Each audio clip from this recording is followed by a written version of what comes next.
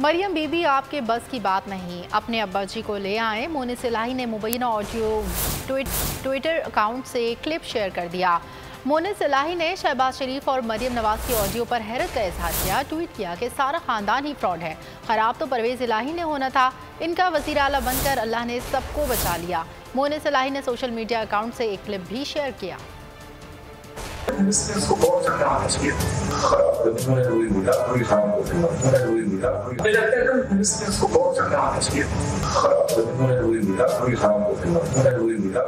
आप रोएं, पिटें या चीखें, चीखें मारें, रोएं, पिटें, रोएं, चीखें या पिटें।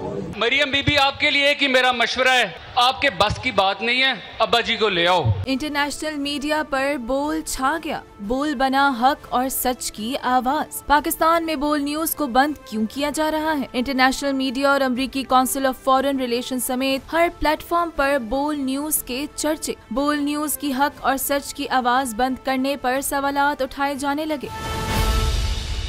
सबसे ज्यादा व्यूज, सबसे ज्यादा रील्स और सबसे ज्यादा रेटिंग के साथ बोल अब भी नंबर 1 पोजीशन पर बरकरार।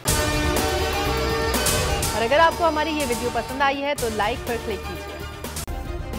सब्सक्राइब करें और बेल दबाएं ताकि कोई खबर रह न जाए।